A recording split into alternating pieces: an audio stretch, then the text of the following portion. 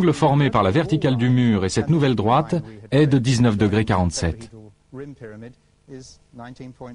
degrés. Et nous voici de nouveau au pays des merveilles, pas celui des merveilles imaginaires d'Alice, mais celui des vraies merveilles, dans le sens de mystère. Sur la carte de l'Institut géographique, nous avons déjà observé une petite marque, une petite butte sur le rempart d'Avebury, exactement à l'endroit où se trouve la pyramide à 5 côtés sur le bord du cratère de Sidonia. En d'autres termes, la marque indiquée par les géomètres est exactement la même que sur Sidonia. Cette butte se situe juste au-dessus d'un trou dans le rempart d'Avebury, exactement de la même façon que sur Mars, la pyramide se trouve au-dessus d'un trou dans le bord du cratère de Sidonia. C'est une image miroir.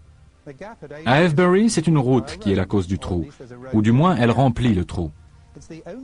C'est la seule butte mentionnée sur le rempart d'Avebury par les géographes de l'Institut, et c'est visiblement l'équivalent du tétraèdre de Mars. Cette pyramide sur le rempart d'Avebury, au nord d'un trou, en miroir de la pyramide tétraèdre sur le bord du cratère de Sidonia, au nord d'un trou, apporte à ce cas une confirmation finale s'il en était besoin. Voici maintenant un dessin du crop circle de la colline de Silbury. Nous retrouvons ici notre angle de 19,47 degrés. J'ajouterai seulement que les structures et les crop circles que nous étudions peuvent générer facilement d'autres angles de 19,47 degrés. Ce crop circle, toutefois, contient une mine d'informations dont, par exemple, les rapports de masse entre Mars et la Terre. Mais y a-t-il à Avebury quelque chose de plus précis pour indiquer le mur ? Dans cet agrandissement haute définition, notez d'abord la position de l'église. Nous avons remarqué sur une photo aérienne, à l'extrême limite nord de l'endroit où aurait pu se trouver la crête du mur, il existait une ligne de dépression à champ ouvert au nord d'Avebury Manor. Eh bien, directement dans l'axe de la projection hypothétique de la colline de Silbury et correspondant à l'échelle du transparent, se trouvait un fossé mal comblé et les traces d'un mur de remblai. Un archéologue de la région qui travaille pour le National Trust depuis 25 ans nous a dit qu'il s'agissait de l'axe nord-sud de l'ancien village. Le tracé passait apparemment sous le village actuel et allait presque jusqu'au parking. Les restes du fossé et du mur peuvent être les vestiges d'une ancienne route, comme le pense l'archéologue, mais il y avait sûrement un but plus important à cela, comme celui d'être la représentation du mur de Mars. Revenons maintenant à la pyramide à 5 côtés et à sa correspondance éventuelle. La ligne de base du triangle que nous avons placé sur la carte de l'Institut géographique partait, vous vous en souvenez, du sommet de la pyramide à 5 côtés de la colline de Silbury. C'était la voie romaine. En faisant demi-tour et en regardant dans la direction opposée, on s'aperçoit que cette ligne droite reliant la colline de Silbury au sommet de la pyramide monte en pente douce jusqu'à un tumulus caractéristique, une butte de terre entourée d'un bosquet d'arbres. Le seul accident de terrain sur au moins 1600 mètres à la ronde. En se rapprochant, on distingue autre chose. Une stèle érigée au sommet de la butte.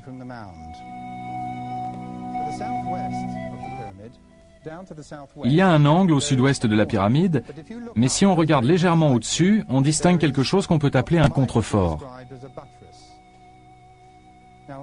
Nous avons découvert que la stèle que nous regardions correspond à ce point. Souvenez-vous des détériorations de la pyramide que nous avons observées plus tôt. À gauche de l'image se trouve la partie intacte, et à droite, la partie endommagée. Nous pensons que l'abbaye de Glastonbury correspond à quelque chose dans la partie non endommagée de la pyramide, permettant une sorte de vision à distance.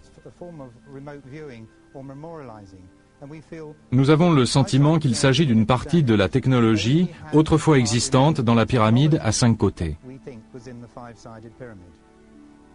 Cette technologie fournissait à des êtres vivants toute l'énergie utile aux constructions dans lesquelles ils ont vécu pendant un certain temps. Par la suite, nous avons découvert que chaque pierre d'Avebury a son équivalent sur Mars. C'est la raison de leur emplacement. La pierre d'Adam et Ève, par exemple, a son équivalent sur Mars, exactement au même endroit. C'est absolument fantastique. En conclusion, nous pouvons dire qu'il existe des liens indiscutables et très solides entre les deux planètes et que par conséquent, il y a eu communication physique et ou mentale entre Mars et la Terre.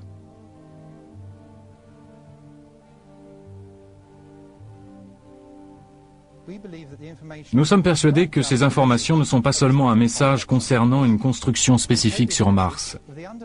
Il s'agit d'un message codé concernant les rouages secrets de l'univers.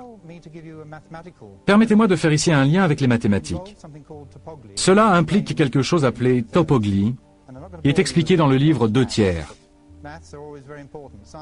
Je ne vais pas vous ennuyer trop longtemps avec les maths, mais les scientifiques aiment les maths. Elles aident à prouver certaines théories. Cela fait partie d'une expérience conduite par Karl Monk aux États-Unis. Il a trouvé le nombre que vous voyez sur la carte, obtenu en divisant la latitude par la longitude d'Avebury, et on trouve alors le point central d'Avebury. Quand on décimalise ces deux nombres, on trouve un nombre qui équivaut au yard mégalithique. Et nous avons également découvert que ce yard mégalithique était une constante astronomique.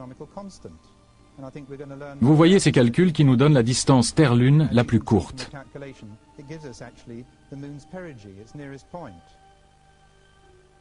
La topoglie existe sur Mars. Voici le visage sur Mars et 6.890283706 est sa longitude sur Mars, ce qui veut dire que l'emplacement du visage a été calculé. Et en multipliant le double tétraèdre par pi, on obtient 41 degrés 11 minutes 10.030 secondes. L'emplacement du visage sur Mars et sa topoglie utilisent la même technique, comme en témoignent les positions centrales d'Avebury ou de Stonehenge ou encore de la Grande Pyramide.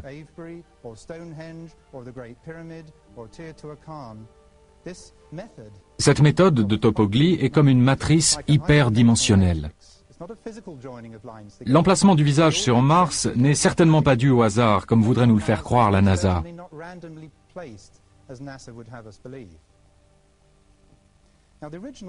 Les premières images de la NASA envoyées sur Terre par la sonde Viking en 1976 indiquaient que le visage était symétrique.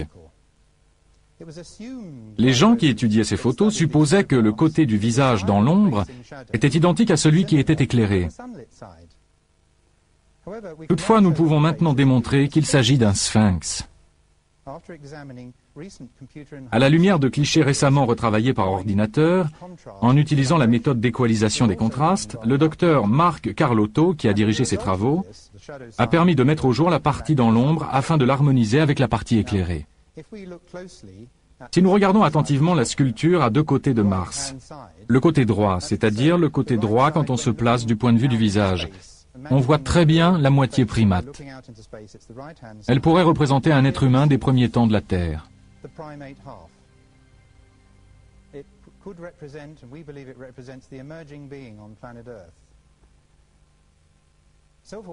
Les êtres intelligents ont une conscience, ont une âme.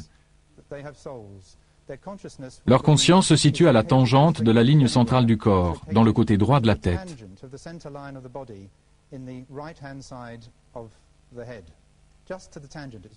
Cela expliquerait pourquoi le côté hominidé est dans la partie droite et le côté léonin dans la partie gauche de la sculpture. Voici le côté gauche.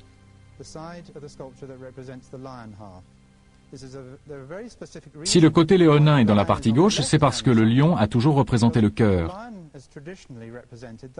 Le cœur qui pompe en 3 dimensions, qui nous maintient en vie.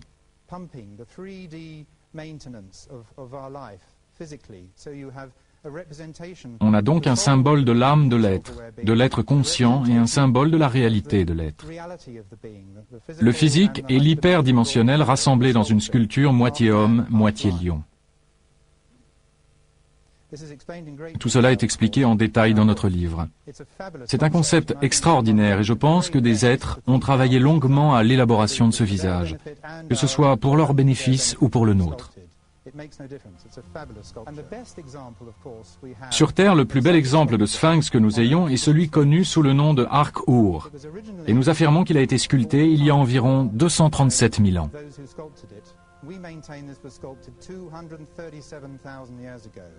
Les lecteurs de notre livre, 2/3, en comprendront les raisons. Ce qui nous importe ici, c'est que le sphinx est à moitié homme, à moitié lion, et qu'il est situé à proximité de pyramides. Nous avons donc un sphinx et des pyramides sur Mars et un sphinx et des pyramides sur le plateau de Gizeh. En septembre 1992, la NASA a envoyé sur Mars une sonde spatiale qui avait la capacité, à partir de décembre 1993, de prendre de nouveaux clichés des constructions controversées. Mais la NASA se refuse absolument à photographier à nouveau la région des constructions, malgré les preuves évidentes étayant l'hypothèse d'une vie intelligente qui lui ont été constamment exposées. Selon la NASA, les clichés de cette région, si par hasard ils étaient pris, seraient mis à la disposition du public environ 6 mois après leur réception terrienne. Mais au moment même où le vaisseau se mettait en orbite autour de la planète rouge, le 21 août 1993, Mars Observer tombait en panne. Ni les habitants de la Terre, ni la NASA elle-même n'allaient donc avoir de clichés. La NASA est allée sur Mars pour y rechercher la vie. Ne serait-il pas fabuleux d'y trouver des indices d'une vie intelligente? N'auriez-vous pas envie de le crier sur tous les toits et de dire « on ne comprend pas, c'est incroyable, voyons voir ça, on dirait une sculpture, voyons un peu ». Il faut ajouter que le docteur Carl Sagan a admis que l'argument fallacieux concernant l'éclairage du visage était une déclaration erronée et malheureuse du directeur de projet. D'après une déclaration récente des dirigeants de la NASA, nous savons tous qu'ils pensent avoir trouvé la preuve d'une vie sur Mars dans un morceau de météorite de l'Antarctique contenant des fragments de fossiles d'organismes primitifs. Rien de très impressionnant pour l'instant, et ces preuves ne sont pas corroborées. Mais au moins il se passe quelque chose. Il semble qu'une décision ait été prise à très haut niveau pour faire admettre l'idée que la vie existe probablement ailleurs et tout spécialement sur Mars. Pour conclure, il semble déjà établi au-delà de toute incertitude que Mars a été autrefois habité par des êtres pensants.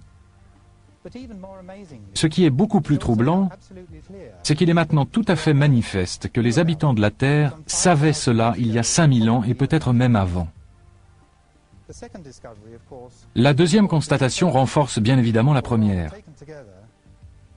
Ou plutôt, ces deux séries de données forment un tout inébranlable.